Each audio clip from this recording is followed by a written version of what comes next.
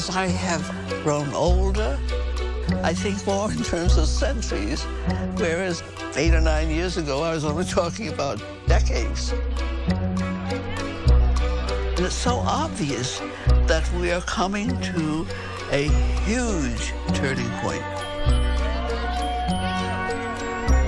You begin with the protest, but you have to move on from there. But just being angry, just being resentful, just being outraged does not constitute revolution.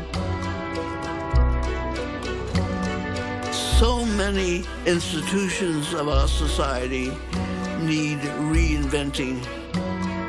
The time has come for a new dream. That's what being a revolutionary is.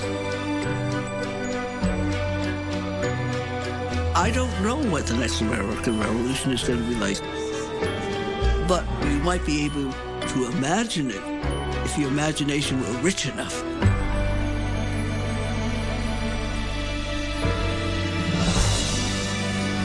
Because I'm pretty good at that.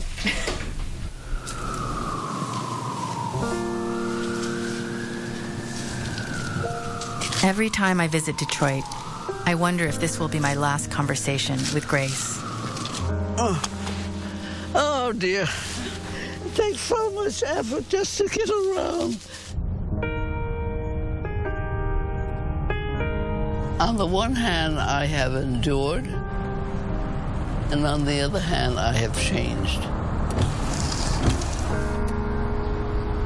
I can remember swearing when I was young that I would not change, because if I changed, I would betray the revolution. And as I've grown older, I've understood that I should change. And changing was really more honorable than not changing. It's the 97th birthday of writer and radical activist Grace Lee Boggs. Good morning, Miss Grace. 1915. 1, 2, 3, 4, 5. Time is irreversible.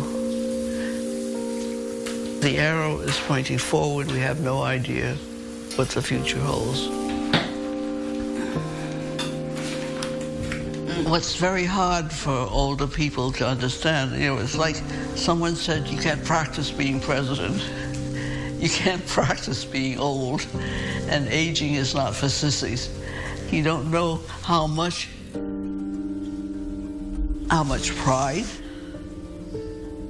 how much responsibility, how much fear are tied up in that. I thought about what it is like to live longer than anybody else, longer than your siblings.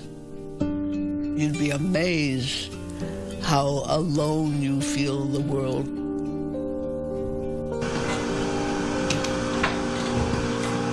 I have been very conscious that I'm in the process of dying. To me, that's not a terrible thing. So I see this as a period of transition, that I can make a transition by the things that I choose to engage in. That's what's happening. I'm making that bacon that you had left over. Hi, how are everybody? I'm very conscious of that sense of time. How long will I live? How long should I live? At the same time, I'm very conscious of what time it is on the clock of the world.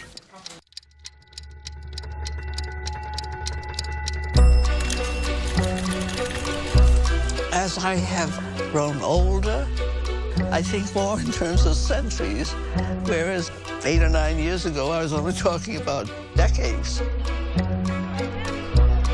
And it's so obvious that we are coming to a huge turning point. You begin with the protest, but you have to move on from there. But just being angry, just being resentful, just being outraged does not constitute revolution. So many institutions of our society need reinventing. The time has come for a new dream.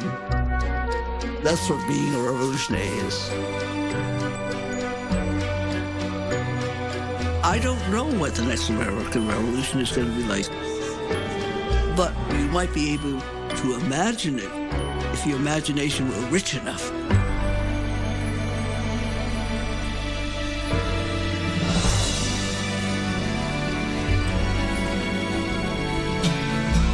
Let's love nature right now with all our hearts. That's right, this present moment is a great place to start.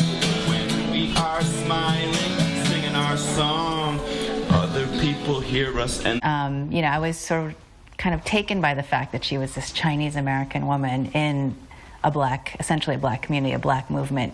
And I kept asking her questions about that. What was it like to be a Chinese woman in the black movement? And she kind of chastises me in the Grace Lee Project, where she says, you keep asking me this question. You're stuck in this idea of, all these categories. And more the life of a man than of a woman.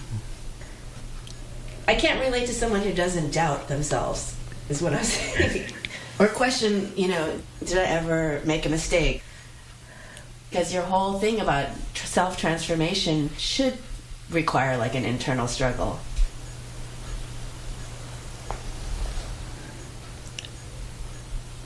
Well, I think probably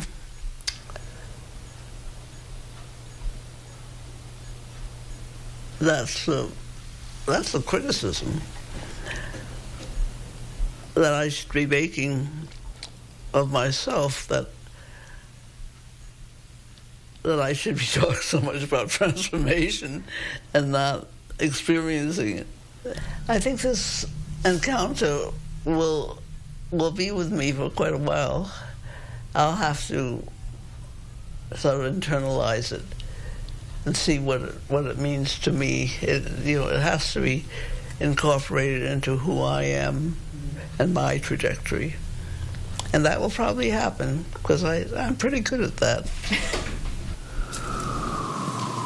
Seeking new answers, she's still asking me about hip-hop. So to me, the way that she has conversation is such an artistic approach. Conversation. Conversation is now Grace's main form of activism.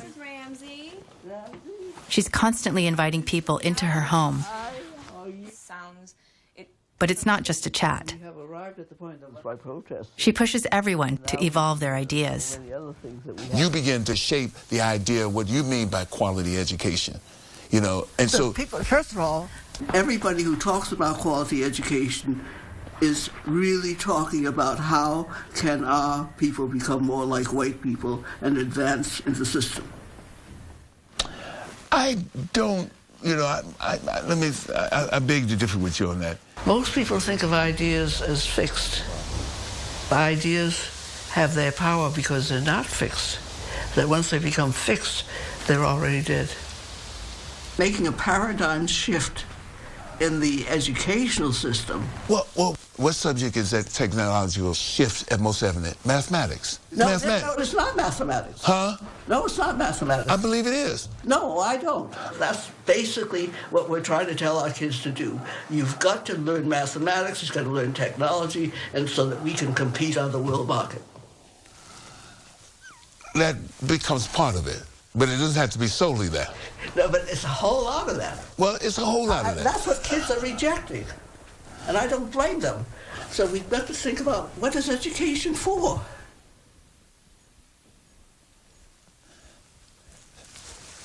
You have me thinking. When I moved to the city was the core of the reason. Can I clarify all the distortion you seeing? Gotta break your mind out of prison while the warden is sleeping. One of my favorite quotes by Grace is that creativity is the key to human liberation. I actually try to spend my birthday every year with Grace having like a one-on-one conversation. Hey, Grace. Hi. Hey, what's up? How are you? She's still seeking new answers. She's still asking me about hip-hop. So to me, the way that she has conversation is such an artistic approach. Conversation is now Grace's main form of activism. She's constantly inviting New kind of human being, which is what is demanded at this moment. So that's your challenge. And so the Black Power movement came Even out in her 90s, Grace still travels the country talking about revolution. But she always brings the conversation back to Detroit. I can't begin to tell you the number of young people who come to Detroit. And they come in order to be part of this new world that is being created. How many of you have been to Detroit before? You're going to see a lot of abandonment, but you'll see it's about rebuilding a new way of life for people who've been completely left behind by a capitalist system which has gone elsewhere looking for profit. People had to find new ways to promote economic survival when unemployment was reaching upwards of 50% as it has now.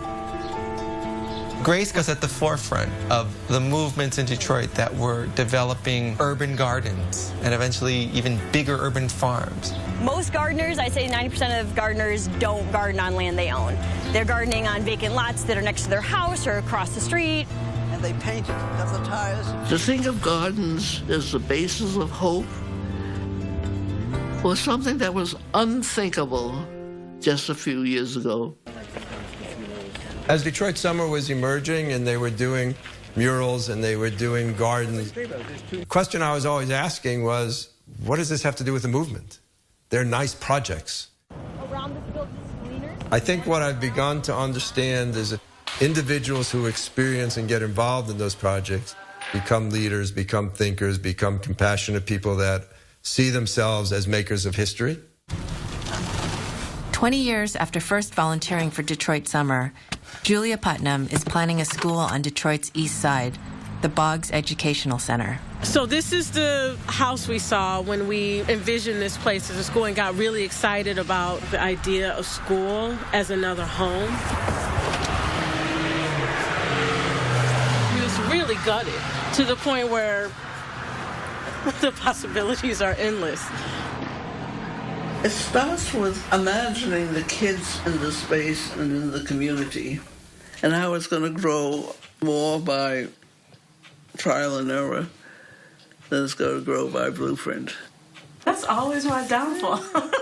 I think I can get it perfect and then do it, as opposed to knowing that you do it by making mistakes. Yeah, you make your path and ask them. Okay, all right. It would take another decade for me to really get it. We started Back Alley Bikes as a way to get kids to the project sites. And now we just have so many coming in that we can't handle them, really. That's amazing. This idea of Back Alley Bikes was a very small thing, seed, planted just a few years ago. And now it's mushroomed into all these bikes and the idea of a bike auction. I mean, that's the idea, sort of one thing leading organically to another. It takes time, but it's a question. I mean, you think about time in another way.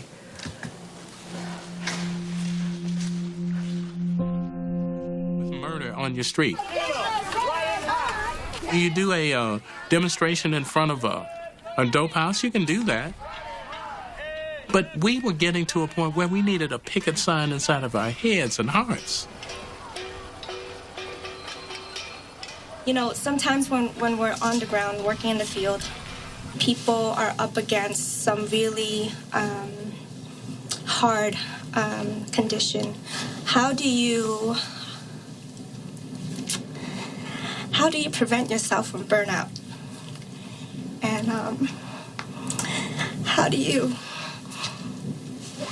continue to feel like you could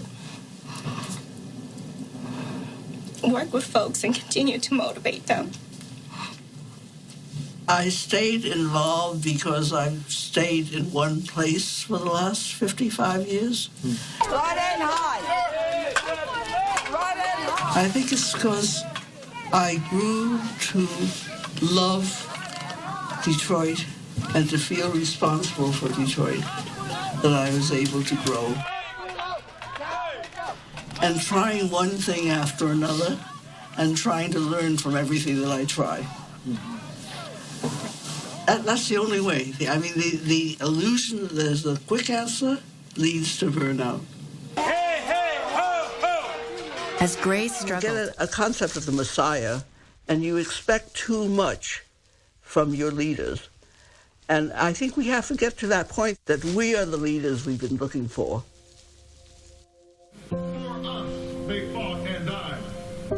In relation to the propaganda that feminists. And I did feel that if it had not been for the active organizing, the theorizing that we did, that it would not have taken the shape that it